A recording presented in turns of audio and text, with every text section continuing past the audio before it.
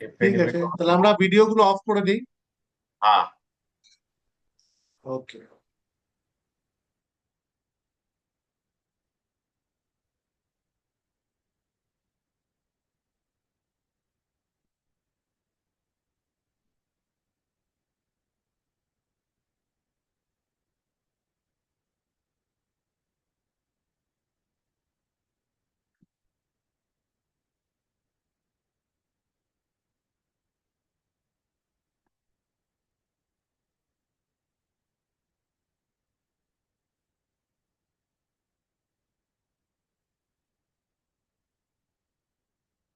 जय गुरुदेव। वेदांत सार की सुबोधिनी टीका के साथ हम चिंतन कर रहे थे। शांति मंत्र का पाठ करेंगे।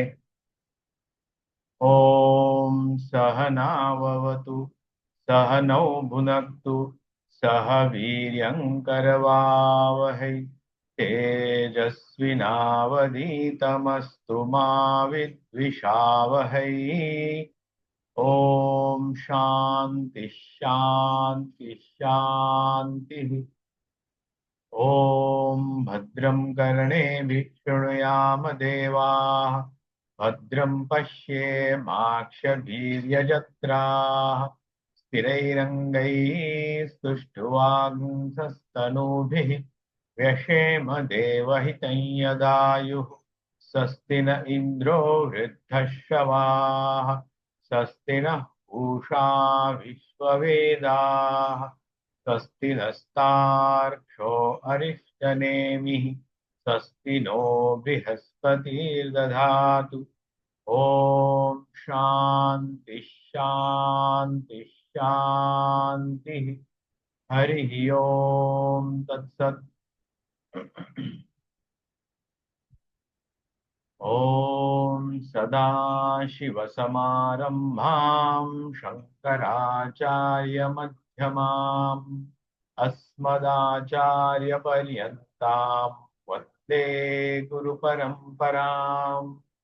श्रुतिस्मृतिपुराणानाम् आलयं करुणालयं नमामि भगवत्पादं शङ्करं लोकशङ्करम्। शङ्करं शङ्कराचार्यं केशवं बादरायणं सूत्रभाष्यकृतौ वन्दे भगवन्तौ पुनः पुनः।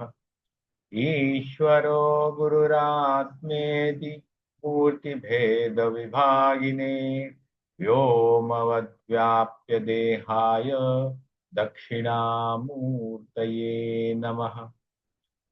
अखण्डं सच्चिदानन्दम् अवाङ्मनसगोचरम् आत्मानमखिलाधारम् आश्रयेऽभीष्टसिद्धये। अर्थतोऽप्यद्वयानन्दानतीतद्वैतभानतः गुरुनाराध्य वेदान्तसारं वक्ष्ये यथामति। कृष्णानन्दं गुरुं नत्वा परमानन्दमद्वयं वक्ष्ये वेदान्तसारस्य टीकां नाम्ना सुबोधिनी।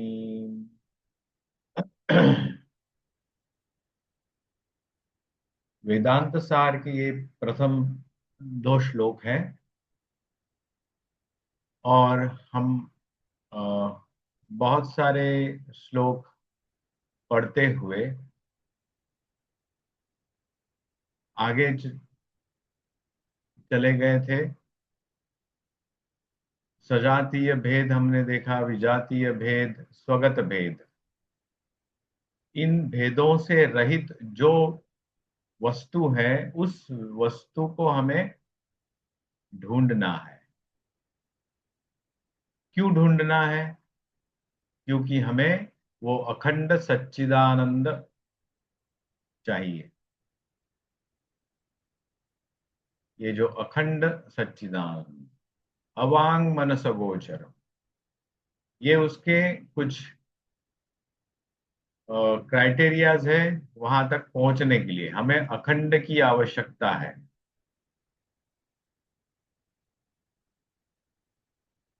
और किसी की आवश्यकता नहीं है। अखंड का बोध हमें प्राप्त करना है, इसीलिए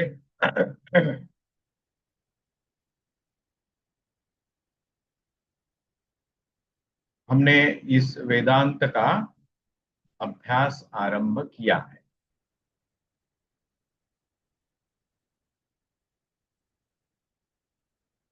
उस अखंड की खोज करते करते हमें कुछ चीजें समझ में आई।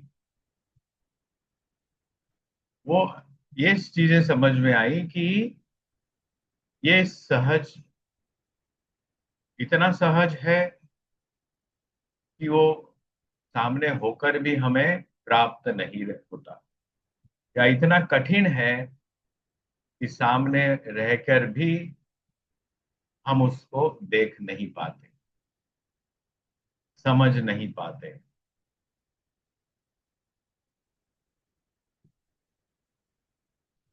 तो ऐसे क्यों होता है? क्योंकि हमारे जो अ, पंच ज्ञानेन्द्र पंच कर्मेंद्रिय हैं, वो कैसे समझते हैं कुछ चीज?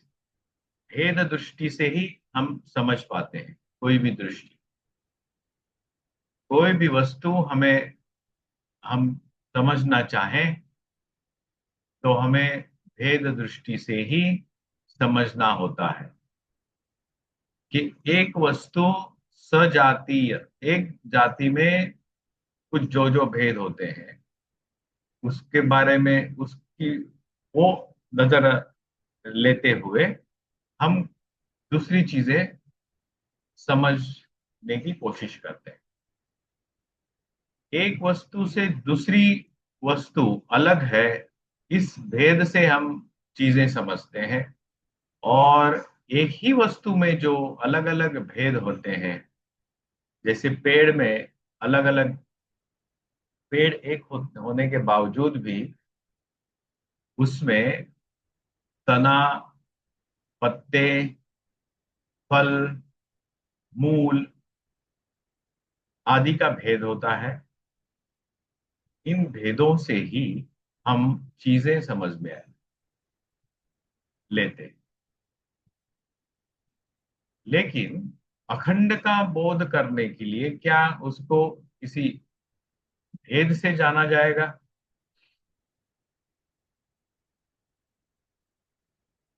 ये हमारी एक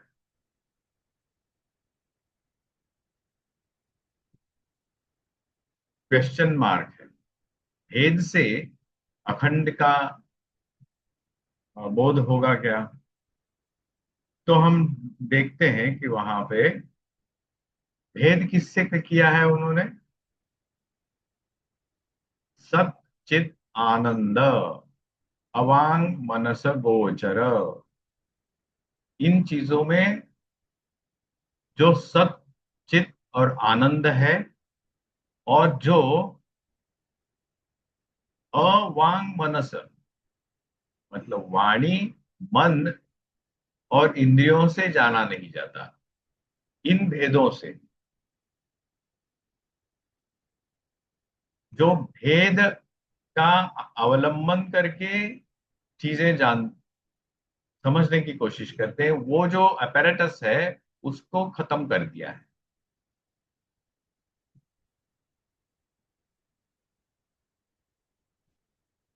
ये जो चीजें हैं वो भेद दृष्टि से दूसरी चीजें जान समझ में आ, लाते हैं।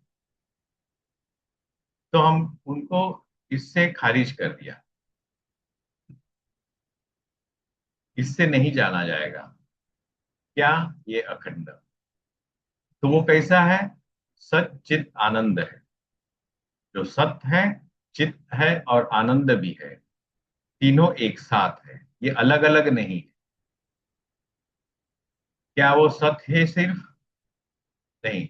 उसके साथ चित न हो तो सत्य का कुछ मतलब नहीं। और सत्य और चित जब आएगा तो साथ में आनंद भी रहेगा। ये तीनों चीजें एक साथ रहनी ही है। और जो ये तीनों चीजें एक साथ जिसमें है वही है अखंड। वो करता क्या है? आत्मानम अखिलाधारम। आत्मानम, जो अखिल, जितनी भी चीजें हम देखते हैं, अनुभव करते हैं, मटेरियल, इमटेरियल, इंटरनल और थॉट, उसका आधार है यही आत्मानम। वही उसका आश्रय है और वही अभिष्ट है। और वो और वही हमारी सिद्धि है। सिद्धि मतलब प्राप्त करने योग्य। लोग जो सिद्धि बोलते हैं ना कि अष्ट सिद्धि होती हैं या कुछ भी, वो वाली सिद्धि ये नहीं है। सिद्धि मतलब प्राप्त करने योग्य, अभिष्ट है यही।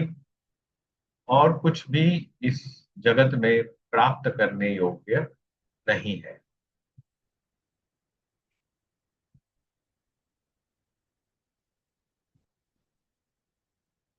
उसके लिए तीन क्राइटेरियाज। तो ये जो स्वगत भेद शून्यम बोल दिया है, इनसे हम प्राप्त नहीं कर सकते। तो वहां जाने का मार्ग क्या है? विषय, संबंध और अधिकारी, ये तीन चीजें हमें प्राप्त करनी चाहिए। प्रयोजन क्या है? अखंड की प्राप्ति, वो सच्चित आनंद की प्राप्ति। और उस अखंड के पास जाने के लिए विषय है, सब्जेक्ट मैटर जो है हमारा चिंतन का, वो अखंड है। उसको प्राप्त करने के लिए हमें क्या प्राप्त होना पड़ेगा? अधिकारी बनना पड़ेगा। अधिकारी बनने के बाद ही हम उस संबंध को प्राप्त करेंगे। संबंध किससे? शास्त्र विषय योग, शास्त्र का ही विषय। शास्त्र के आधार पर हमें मार्गक्रमण करना है। हम जैसे कहीं जाते हैं, अननोन प्लेस, गूगल मैप लेते हैं हम। तो हमारा यहाँ का गूगल मैप है शास्त्र,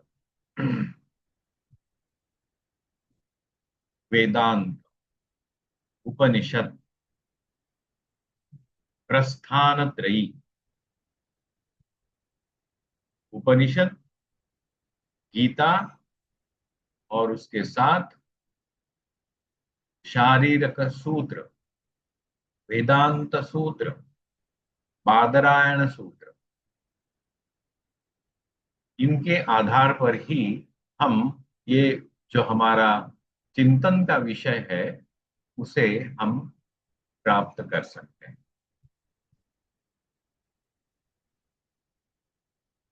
तो हमें अधिकारी बनना पड़ेगा।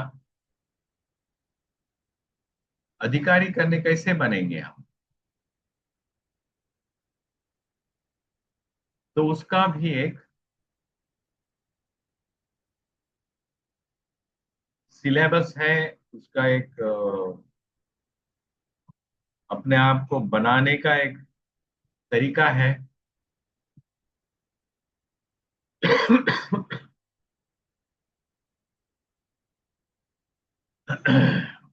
और उसके हम अपने आप को तो बना लेंगे, लेकिन उपनिषद को हम आधार बनाएंगे। क्योंकि कुछ भी चीज हम जानने जाते हैं तो ये छह चीजें आवश्यक होती हैं: प्रत्यक्ष, अनुमान, उपमान, शब्द, अर्थापत्ति, अनुपलब्धि। ये है प्रमाण। और प्रमा म्हणजे नॉलेज। किसी प्रकार का नॉलेज समझो हम प्राप्त करना चाहते हैं, तब इन प्रमाणों का आधार लेना होता है, उसमें शब्द प्रमाण को ही हम अपना आधार मानेंगे, और वो शब्द प्रमाण है उपनिषद, गीता और शारीरिक सूत्र, वेदांत।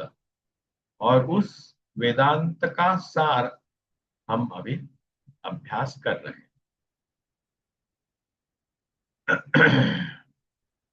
तो ये उपनिषद हमने देखा क्या है, उसका यहाँ पे डेफिनेशन है, विशरण गति अवसादन जो करता है, ढीला करता है, कुछ चीज ढीली कर की जाती है, वहां से एक गति निर्माण होती है, वहां तक उसको डायरेक्शन मिलता है, और वहां से वो मुक्त, कोई आदमी भाग जाना चाहता है, वो हाथ उसमें उसके किसी डोरी से बंधे हैं, तो डोरी को वो पहले ढीला करता है, छोड़, उस ढीली होने के बाद उसको निकाल देता है, वहां से गति प्राप्त करता है, भागता है, और बाद में उस एरिया से दूर निकल जाए, अवसाधन। तो यहाँ पे भी उस अ, उसी तरह से हमें अ, मार्गक्रमण करना है, इसलिए सद ये धातु का उपयोग किया है उपनिषद में।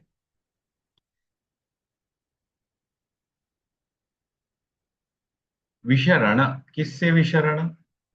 सांसारिक चीजों से विशरण, हमारे देह बुद्धि से विशरण, हमारे मानसिक बुद्धि से विशरण।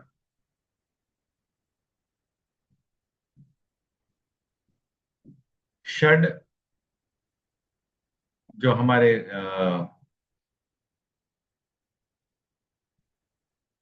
यहाँ पे आएगा,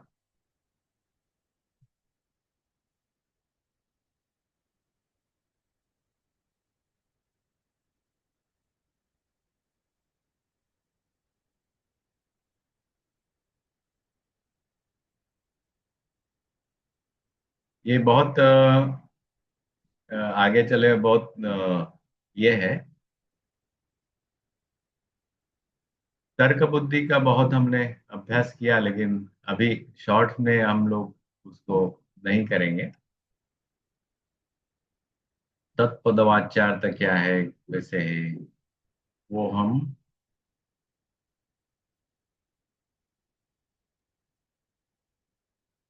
हमें बनना है अधिकारी, कि अधिकारी के लिए जो इहामुत्र फल भोग विराग प्रथम, ये विशरण का प्रथम पार्ट है। इह अमुत्र फल भोग विराग, वो कैसे आएगा? उसके पहले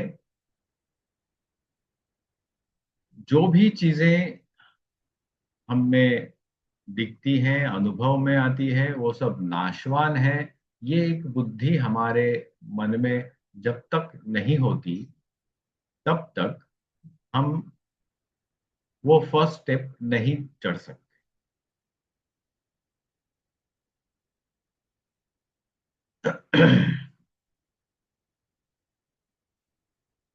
मतलब इस जगत में और इस जगत के बाद में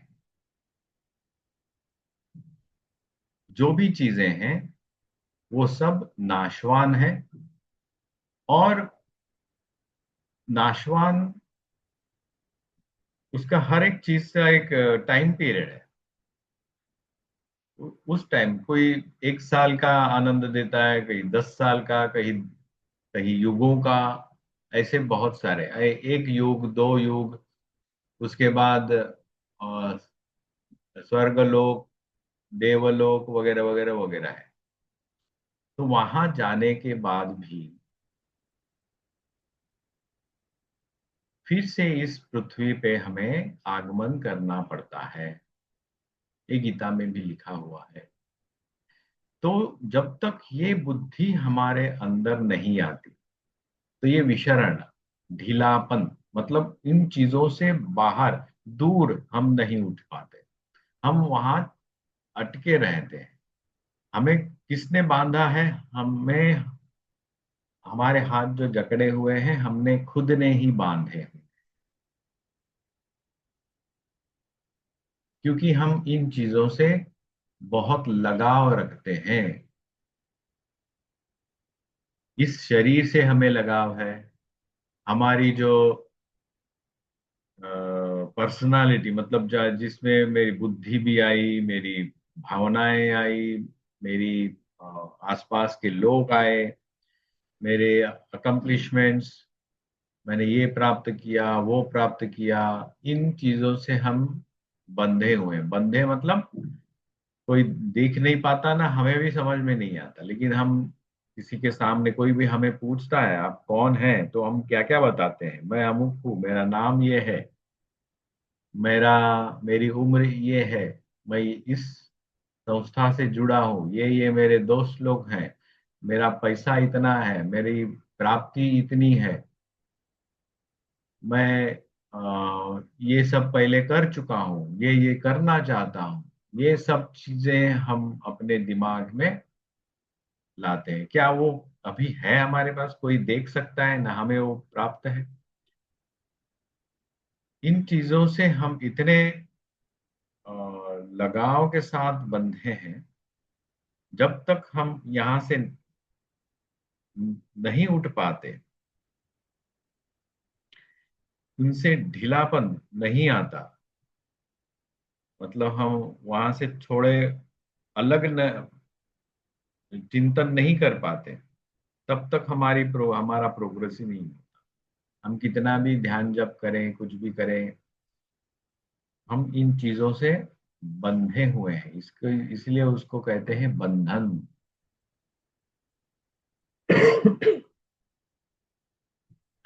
उनसे ही हमें विचरण चाहिए। वहां से छूटोगे तो गति आएगी। गति कैसी आएगी? वो लोह चिंबक है अपने से। जैसे श्री रामकृष्ण बोलते थे कि एक लोहे का टुकड़ा है, वो चुंबक से क्यों नहीं जुड़ पाता? क्योंकि उसके पूरे पूरा मट्टी लगा हुआ है, इसलिए वो चुंबक वहां है, लेकिन वो उसको टान नहीं पाता। टान रहा है, लेकिन वो जुड़ नहीं पाता, वहां तक वो जा नहीं पाता। जब उसका जो अ, उसको लगी हुई जो मट्टी है वो निकल जाती है, वो साफ होता है, तब वो अपने आप उस चुंबक को जुड़ जाता है। क्या चुंबक उसको खींचता है? डोरी से खींचता है, या और किस चीज से कोई उसको ढकेलता है उस लोहे के चीज को? नहीं होता, कुछ नहीं। चुंबक का गुणधर्म है कि वो लोहे को आकर्षित करेगा। लोहे का गुणधर्म है कि वो चुंबक की तरफ आकर्षित होगा। ये एक दूसरे में एक अलिखित नियम है, कहिए, या अलिखित एक अट्रैक्शन है। यही है अट्रैक्शन। जीव है वो आयरन पार्टिकल, और चुंबक है जो अखंड कहें या आत्मा कहें या जो भी कहें उसको। तो ये जो आकर्षण है, जीव का ब्रह्म के तरफ आकर्षित होना, ये स्वाभाविक है। और ब्रह्म का जीव को आकर्षित करना, वो भी स्वाभाविक है। हो नहीं पाता, क्योंकि उस जीव के पूरे अ, उसमें बहुत सी मट्टी, मतलब मैल। कौन सा मैल? वो गीता में एक श्लोक भी है।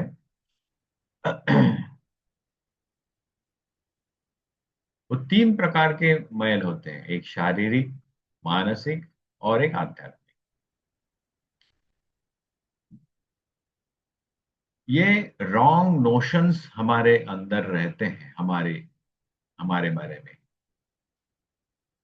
तो जब तक इस रॉन्ग नोशंस को हम खारिज नहीं करते, तब तक ये गति नहीं आती। उसके लिए वहां से छूटना जरूरी होता है। छूटने की पद्धति है समाधि षटक संपत्ति और मुमुक्षुत्व। मुमुक्षुत्व क्या है? ये अट्रैक्शन। मुझे उस चुंबक को जुड़ना है, ये है मुमुक्षुत्व। और वो गति अपने आप आती है जब षडा समाधि षटक संपत्ति वो अधिकारी प्राप्त करता है। इहामुत्र फल भोग विराग समाधि षटक संपत्ति मुमुक्षु। ये है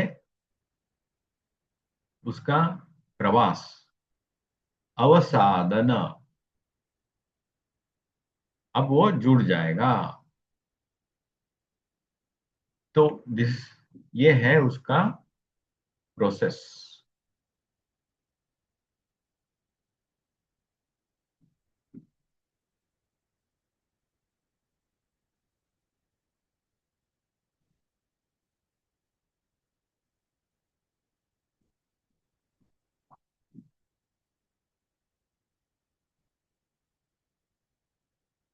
ये कुछ अलग अलग चीजें बताई गई हैं। लोक स्वर्ग लोकामृतत्वम भजन्ते, वहां जाके होगा क्या, उस परब्रह्म के साथ जुड़ने से होगा क्या, वगैरह वगैरह है।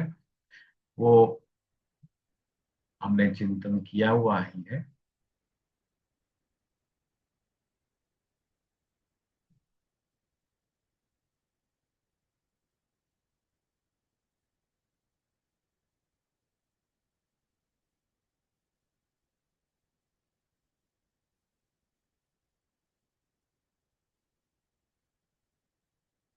और इसके बाद वाक्य विवेचन। अभी वाक्य विवेचन क्यों?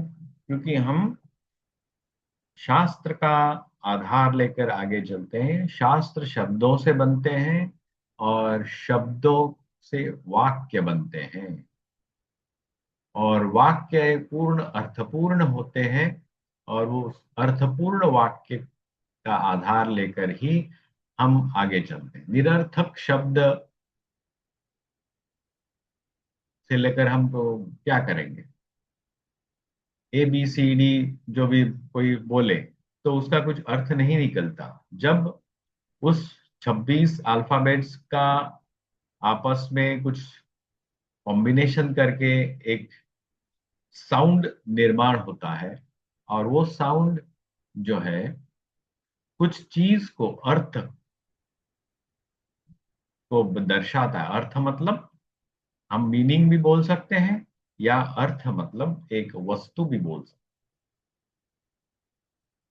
उस चीज को वो दर्शाता है, इसीलिए उसको दर्शन भी कहते हैं। तो इस वाक्यों के कौन से वाक्य लेंगे? जो उपनिषदों में है और जिसको पूरा अर्थ उसमें समाहित है, और वो वेदांत सूत्रों के साथ जुड़ा हुआ है।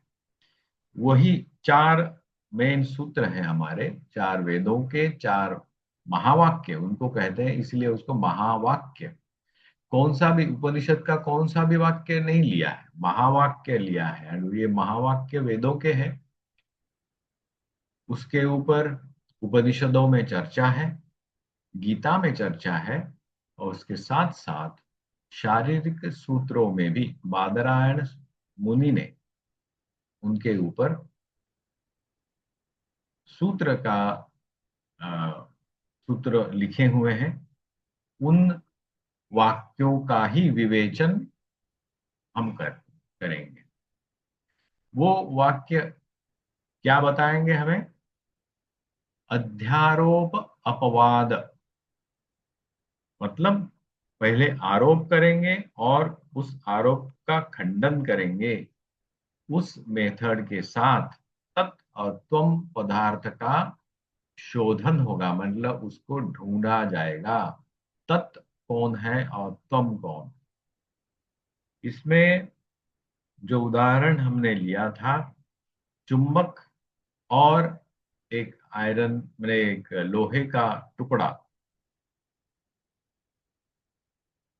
तत्, उसमें तत् कौन है और उसमें त्वम कौन है। ये तत् और त्वम आया कहां से? क्योंकि किसी उपनिषद में हमें भी हम ऐसा लगता है कि हम कौन हैं, हम कहाँ से आए, कहाँ जाएंगे, हमें कुछ पता नहीं है। हम अपने आप को मैं कहता हूँ, और मुझे कहाँ से आए कहाँ जाना है हमें कुछ पता नहीं, हम प्रवास में हैं। तो शिष्य या जो पुत्र है अपने पिता या उस गुरु को पूछते हैं कि मैं कौन हूँ, तो वो कहते हैं कि वो तुम ही हो। तत्त्वमसि श्वेत केतो। श्वेत केतु उस शिष्य का या उसके पुत्र का नाम है। पूछते हैं जब, तत्त्वमसि, ये उपदेश करते हैं, वो तुम ही हो। मैं कैसे हूँ, बाद में उसके ऊपर वो चिंतन अ, करते हैं। और वो चिंतन किस, एक मेथड है चिंतन की, किसी भी प्रकार का चिंतन नहीं है। उस मेथड का नाम है अध्यारोप अपवाद।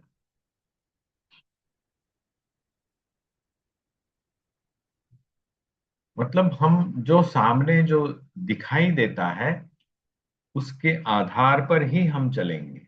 हम जब चलते हैं तो फर्स्ट स्टेप जो हमारे सामने जो नजर में आता है वही स्टेप देते हैं, और एक स्टेप करते करते करते हम आगे जाते हैं। करते करते गली में आते हैं, गली से बड़े रास्ते पे आते हैं, बड़े रास्ते से हाईवे पे आते हैं, और हाईवे हमें हमारे डेस्टिनेशन। ये है अध्यारोप। मतलब हम जो देखते हैं, हमारे अनुभव में जो आता है उसका आधार लेते हुए हम आगे जाएंगे। उसका सुंदर उदाहरण है भगवान बुद्धदेव का। उन्होंने जो साधना प्रणाली इस जगत को दी, वो इसी आधार पर है, अध्यारोप के आधार पर ही है। वो देख बोल रहे थे, तुम्हें जो अनुभव आता है वो देखो, उस देखते देखते तुम आगे जाओगे। इसलिए उस देखने का, जो अनुभव करने का जो उन्होंने बताया, उसको उन्हें विपश्यना कहा। सही से देखो, अनुभव करो, वो अनुभव के आधार पर ही वो आगे जाएगा। जो अनुभव आया वो क्या सही है, क्या वो शाश्वत है? नहीं है तो और आगे जाओ, अध्यारोप। और करते देखते देखते वो अध्यारोप का अपवाद में परिणत होता है। इसलिए हम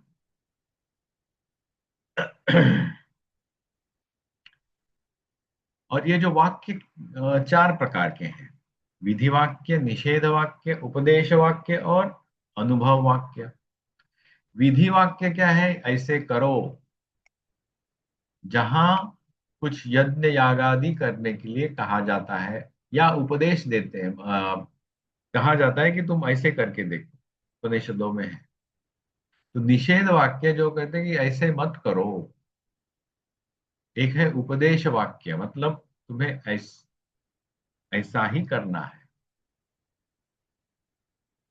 और अनुभव वाक्य, उनका इन चीजों से जब वो व्यक्ति गुजरता है, उसको पता चलता है, और वो एक अनुभव अपना व्यक्त करता है।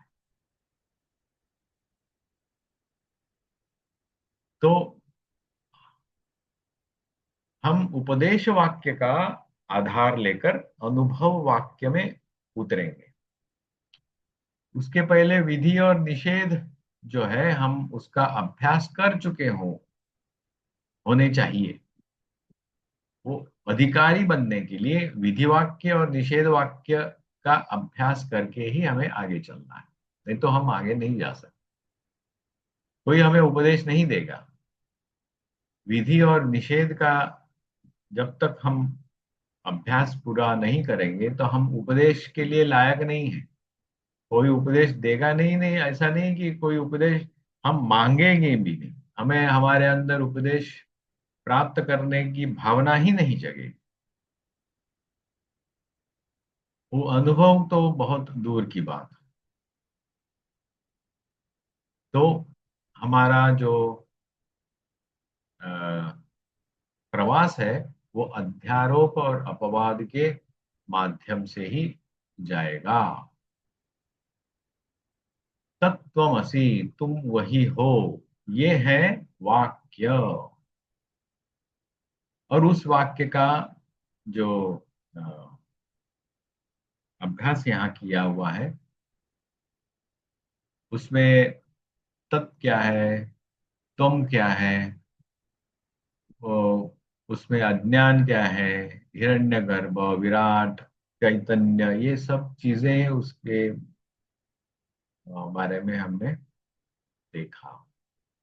उस वाक्य को समझने के लिए तीन प्रकार से उस वाक्य, किसी भी वाक्य को जाना जाएगा। वाक्य में तीन या तीन से ज्यादा शब्द होते हैं। शब्दों में अक्षर होते हैं। हर चीज को एक अर्थ होता है। तो ये इन जो वाक्यों में जो शब्द है उसका आपस में क्या संबंध है,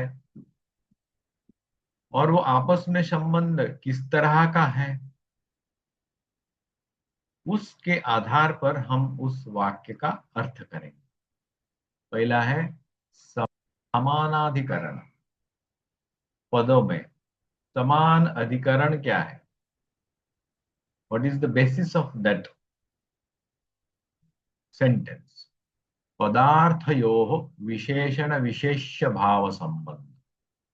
क्या ये पदार्थयोः में ये जो तीन शब्द हैं उस वाक्य के, क्या ये एक दूसरों के विशेषण विशेष्य भाव है, मतलब कोई एक स्पेशल क्वालिटी उन एक दूसरे के बारे में बताते हैं, वो भी हमें उसका अभ्यास करना है। उसके बाद लक्ष्य लक्षण भाव संबंध, वो क्या दर्शाते हैं, क्या बताना चाहते हैं, क्या उसका तात्पर्य क्या है। उन शब्दों के क्या है, ऐसे ही शब्द जड़े हुए हैं, क्या वो कुछ चीज को बता रहे हैं, नजदीक की हो या दूर की हो, या किसी अ, अनजान जगह की हो, या किसी कई साल पहले की हो, क्या बताना चाह रहे हैं। टाइम कॉज, इस बारे में उस वाक्य में क्या बताया गया है, अर्थ क्या निकलता है। तो ये जो वाक्य है तत्वमसि, उसको समझने के लिए सोयम देवदत्त,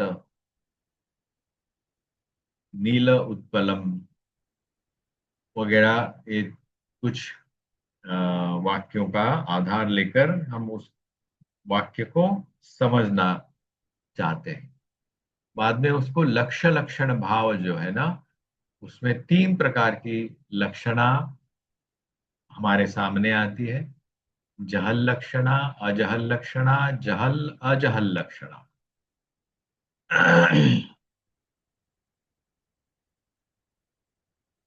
और उस लक्षणा से हमें पता चलता है कि जो चीज हम जिस चीज के बारे में जानना चाहते हैं, जिसके प्रति हमारा वो जो लक्ष्य है, वो लक्ष्य कैसे प्राप्त किया जाता है, वो श्रवण मनन और निधिध्यासन से प्राप्त अपने आप हो जाता है। ये ऐसे नहीं कि श्रवण मैं कर रहा हूँ या मनन कर रहा हूँ या निधिध्यासन कर रहा हूँ उसके बाद समाधि, ऐसे नहीं। ये प्रोसेस करते करते, उसका चिंतन करते करते, किसी से हमने सुना, वो हुआ श्रवण, उसके ऊपर हमने चिंतन किया, वो हुआ मनन, और इस वाक्य का हमने उहापोह किया, समानाधिकरण विशेषण विशेष्य भाव संबंध और लक्षण लक्ष्य लक्षण भाव संबंध से हमने उस वाक्य का डिसेक्शन किया कहें या चिंतन किया कहें, वो हुआ निधिध्यासन। वो करते करते हमारी जो अंडरस्टैंडिंग है, अनुभव है, वो एक कल्मिनेशन में ट्रांसमिट होता है। उस ट्रांसमिशन को समाधि की अवस्था कहते हैं। तो ये प्रोसेस है श्रवण मनन निधिध्यासन का, और वो समाधि में परिणत होता है।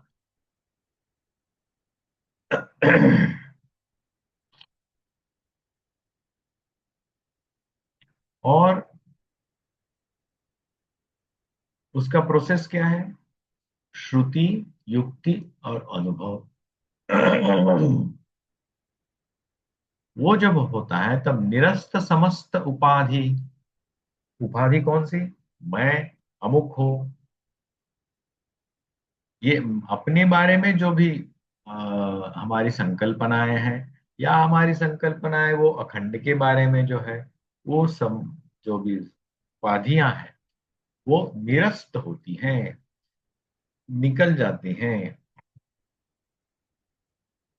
निकल जाने के बाद प्रत्यक अभिन्न परम आनंद चिद रूपस्य साक्षात्कार होता है। प्रत्यक मतलब इंटरनल, अभिन्न, प्रत्यक अभिन्न, इंटरनल से जो अलग नहीं है, वो परम आनंद जो है, चिद रूप, चिद मतलब एग्जिस्टेंस। उस एग्जिस्टेंस का जो है, मेरे सामने है, मेरा जिसको मैं readily at this present moment अनुभव कर सकता हूं, वो परमानंद। साक्षात्कार मतलब साक्षात, जैसे हम सामने कुछ चीज देखते हैं उसको कहते हैं साक्षात्कार। अंग्रेजी में इंटरव्यू, और उसका जो इंग्लिश हिंदी ट्रांसलेशन साक्षात्कार कहते हैं। मतलब सामने जो बैठा है, मतलब हमारे इंद्रियों के सामने है, मन के सामने है, हमारे within the reach of our personality, वो कहते हैं साक्षात्कार। श्रवण मनन निदिध्यासन आदिनी अनुष्ठेयानि इति प्रतिजानीते।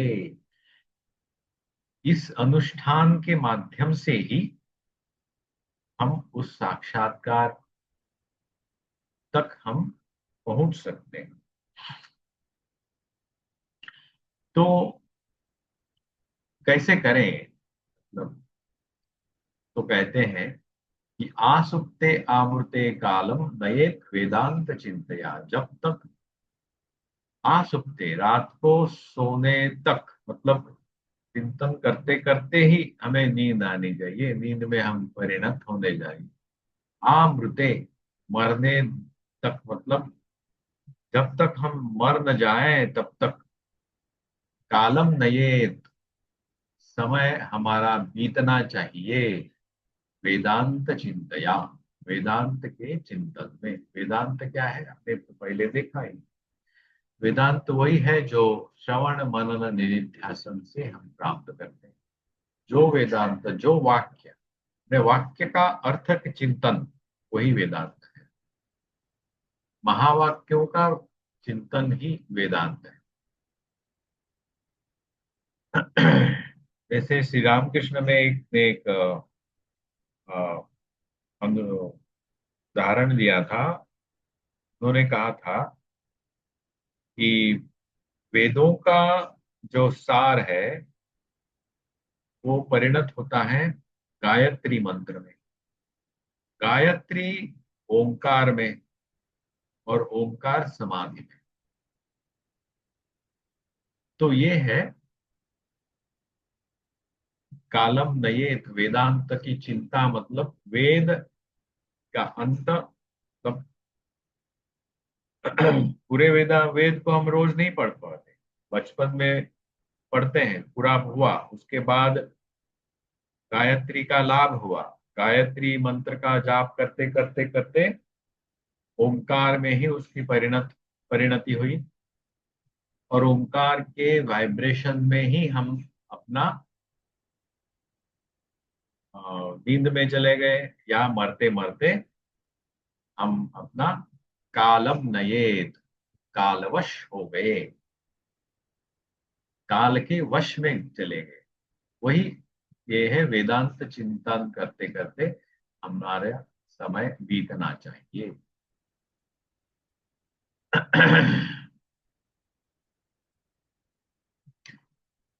ब्रह्म आत्मैक्य बोध, यही है।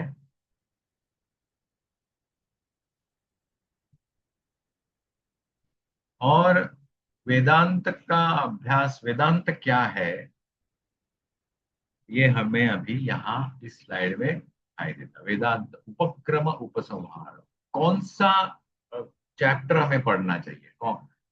पूरे वेद है, वेदांत है, बहुत सारी किताबें हैं, उपनिषद है, हमें कौन सी किताब पढ़नी चाहिए क्या, या उपनिषद का कौन सा पाठ पर पढ़ना चाहिए जहां पे हमें पूरी तरह से वेदांत का अनुभव, पूरा वेदांत उसमें ही आ जाए। तो उसके 6 क्राइटेरिया है।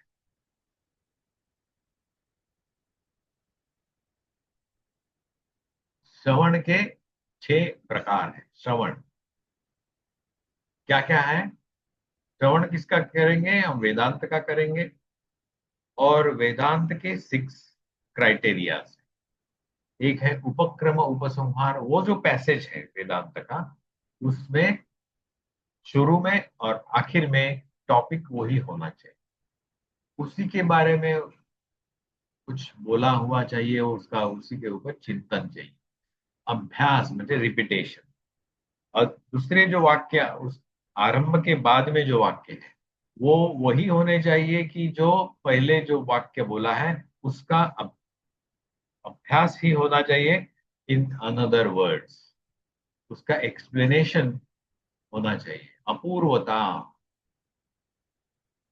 ये जो पैसेज है उसमें जो लिखा हुआ है वो कहीं और नहीं होना चाहिए, या और किसी माध्यम से हमारे तरफ, चिंतन के माध्यम से, हमारे आंखों के माध्यम से, या किसी ने बताए हुए किसी स्टोरी के माध्यम से वो चीज नहीं होनी चाहिए। उसे कहते हैं अपूर्वता। वो जो सब्जेक्ट मैटर है उस पैसेज में, वो कहीं और से, किसी और तरीके से नहीं समझ में आना चाहिए। मतलब नहीं आना चाहिए मतलब कहीं नहीं होगा, वो यूनिक होगा और वो वही होगा, उसी पैसेज में होगा। उसे कहते हैं अपूर्व। फलम, फलश्रुति। आपने बहुत सारे पूजा पद्धतियां देखी होगी ना, सत्यनारायण की पूजा हो या और फिर वहां पे पंडित जी एक फलश्रुति बताते हैं, वो कहानी बताते हैं, अनुभव बताते हैं, लोगों के जीवन में कैसे, एक स्टोरी का पद्धति है। लोगों को वो अच्छा नहीं लगता आजकल के जीवन में, लेकिन यही है उसका जो श्रवण का ही पद्धति, उपक्रम उपसंहार होता है, अभ्यास होता है, अपूर्वता होती है, और फलश्रुति, उस कहानी में फलश्रुति भी बताई जाती है। पंडित तो बताते हैं फलश्रुति कि इससे ये फायदा होगा, ये फायदा होगा, ये फायदा होगा, ये फायदा। हम बोलते हैं ऐसा थोड़ी ना होता है, हम उसको ज्यादा महत्व नहीं देते। लेकिन वेदांत का एक फलश्रुति भी ना हो तो वो पैसेज पढ़ने का फायदा क्या है? उसका कल्मिनेशन क्या होगा? उस टॉपिक का कल्मिनेशन कहाँ आएगा? तो वो फलश्रुति भी जान लेनी आवश्यक। अर्थवाद, प्रशंसा, स्तुति की जाती है, उसी टॉपिक की स्तुति होती है। स्तुति ना हो, एडवर्टाइजमेंट मार्केटिंग किसी चीज की ना हो, तो हम उसके प्रति अट्रैक्ट नहीं होते, हमें समझ में नहीं आता कि वो चीज है। तो वेदांत भी मोस्ट मॉडर्न है, वो अर्थवाद देता है, प्रशंसा करते हैं। अर्थ, यहाँ पे भी अर्थ है, अर्थ मतलब पैसा, वो हम एक मजाक में बोल रहे हैं, लेकिन अर्थवाद मतलब प्रशंसा, स्तुति।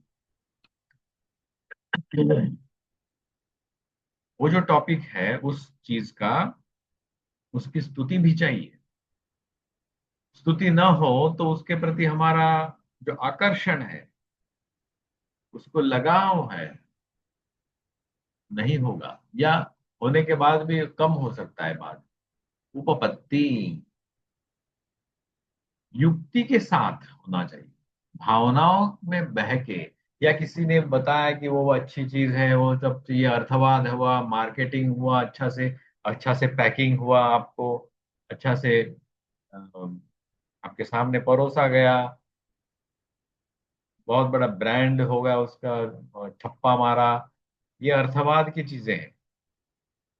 लेकिन वो चीज जब तक आपके बुद्धि के सहारे, तर्क के सहारे खरी नहीं उतरती, तो उसका कुछ फायदा नहीं होता। उपपत्ति युक्ति के साथ, युक्ति, श्रुति, युक्ति और अनुभव, ये होने चाहिए। युक्ति के साथ ही हमें उस चीज को जानना जरूरी है। श्रवण, मनन क्या है? मनन तो श्रुतस्य अद्वितीय वस्तुनः वेदांत अनुगुण युक्तिभिः अनवरतम अनुचिंतनम।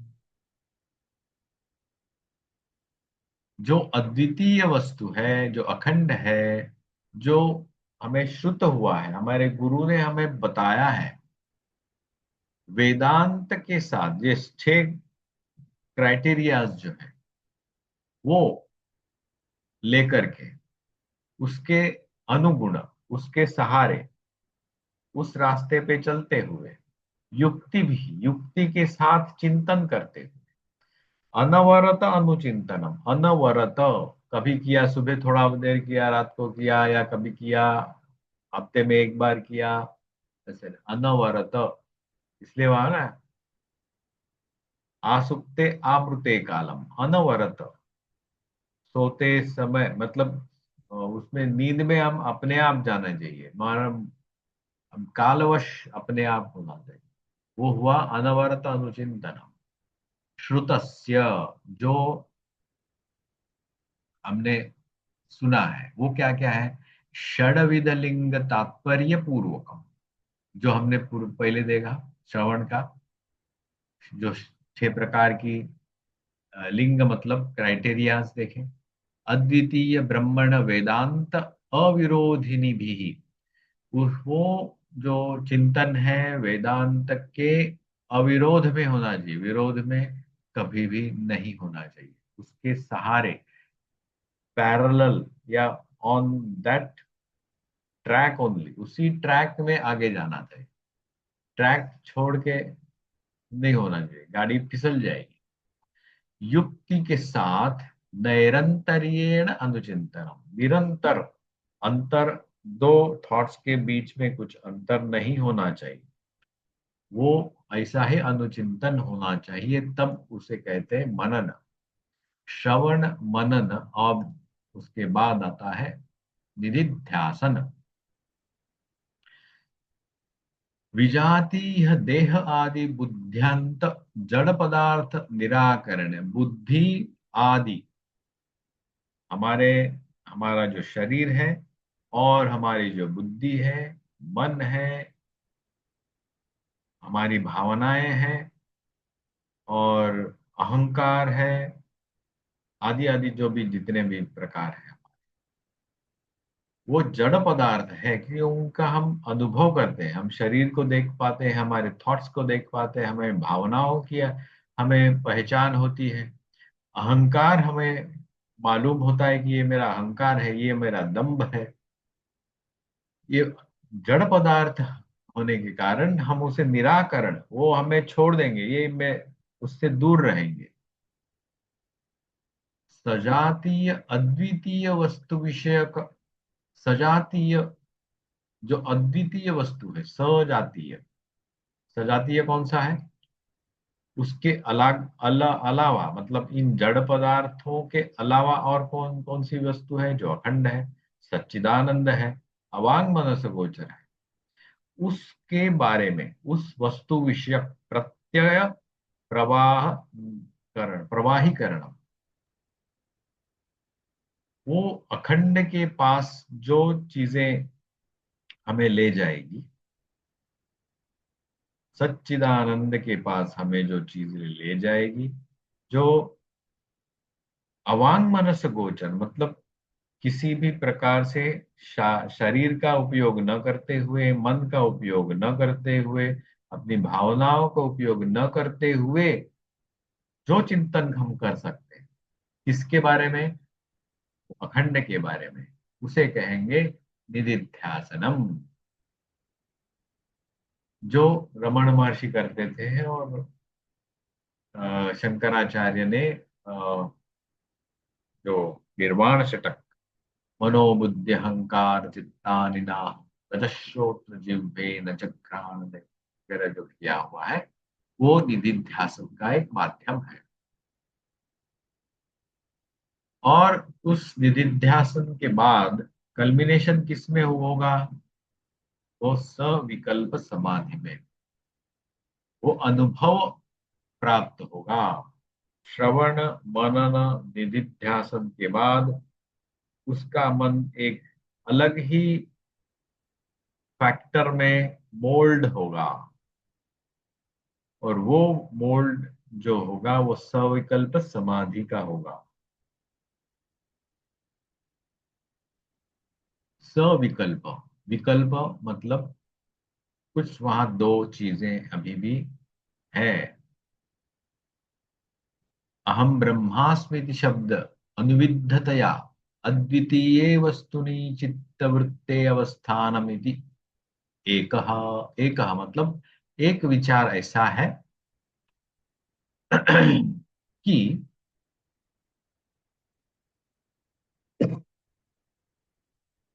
चित्तवृत्ति एक बनती है। कैसे, श्रवण मनन निधिध्यासन से एक चित्तवृत्ति बनी, उसका अवस्थान, उसका वो कहाँ स्टैंडिंग करे, वो अद्वितीय वस्तु के साथ, अनुविद्धतया, अनुविद्ध मतलब जैसे बाण किसी लक्ष्य के, लक्ष्य में जाके अंदर घुस जाता है, अनुविद्ध उसे कहते हैं, विद्ध, अनुविद्ध किसमें होगा वो, इसलिए मुंडक उपनिषद में एक अच्छा इसके बारे में एक श्लोक है, उसमें कहा गया है कि जो बाण होता है और ये जो धनुष होता है और ओंकार, उसका एक, वो उसको एक दिया है कि ओंकार के साथ आप उसको ताड़ो और उसको छोड़ दो, और जो तुम्हारा ब्रह्म में जाकर के वो अनुविद्ध होगा। और वो जो अनुविद्ध होने के बाद उस बाण जो है, उसको क्या पता चलेगा, अभी वो बाण क्या हुआ, उस पेड़ में या उस लक्ष्य में वो अनुविद्ध हुआ, वो अंदर घुस गया, मतलब वो उसका बाण का जो अपना जो बाणत्व है, उसका क्या हुआ, वो भी है, अहम ब्रह्मास्मि, मैं बाण हूं, और वो मैं उस लक्ष्य में गठित हो गया हूं, एक थॉट, वो हुआ सविकल्प समाधि। वो अपनी आइडेंटिटी समझ में आ रही है फिर भी उसको, ज्ञातृ ज्ञान ज्ञेय त्रिपुटी विलय अनपेक्षया अहम ब्रह्मास्मि शब्द अनुविद्धतया अद्वितीय वस्तुनि अविच्छिद्देन अविच्छेदेन वृत्तवृत्तेः अवस्थानमिति अर्थः। त्रिपुटी मतलब ये तीन अलग अलग चीजें हैं, ज्ञातृ, ज्ञान और ज्ञेय। एक जानने की वस्तु, जानने वाला, और जो जानने का जो प्रोसेस, ये तीन अलग है, त्रिपुटी कहते हैं। इसका विलय मतलब तीन अलग अलग नहीं है, तीन अलग चीजें हम नहीं देखते, कभी अनुभव नहीं होता, तभी वो जो अनुभव आता है अद्वितीय वस्तु के साथ अविच्छेदेन, कुछ भी उसमें भेद दृष्टि न होते हुए चित्तवृत्ति की ये जो अवस्था है वो है सविकल्प समाधि। सविकल्प, अभी आप भी सोचिए कि निर्विकल्प में क्या हो सकता है। इसलिए वहां पे ये जो स्लाइड है ब्लैंक है, तो वहां पे भी वो सब ब्लैंक हो जाता है। बुद्ध को इसलिए पूछा था, क्या ब्रह्म है? क्या मैंने कहा है? क्या ब्रह्म नहीं है, आत्मा नहीं है? तो मैंने कहा है। He never answered positively and neither negatively, क्योंकि ये बताया नहीं जाता। ना बोलने वाला बता सकता है, ना सुनने वाला समझ सकता है। हमारे जो का जो अ, आखिर स्टेप जो है ना, वो सविकल्प तक हम उसको डिफाइन कर सकते हैं, और निर्विकल्प कैसे होगा उसका हम अनुभव से ही जान सकते हैं। लेकिन फिर भी अगले चैप्टर में, सॉरी अगले जब मिलेंगे तब पुस्तक में क्या लिखा हुआ है, वेदांत सार इस ग्रंथ में क्या लिखा हुआ है, वो हम उसका भी अभ्यास करेंगे। तो अभी समय हो गया है, तो आज हम यहीं रुकते हैं। बहुत बहुत धन्यवाद। ओम पूर्णमद पूर्णमिदं पूर्णमुदच्यते पूर्णस्य पूर्णमादाय पूर्णमेवावशिष्यते। ओम शांति शांति शांति। हरि ओम तत्सत्। श्री राम कृष्णार्पणमस्तु।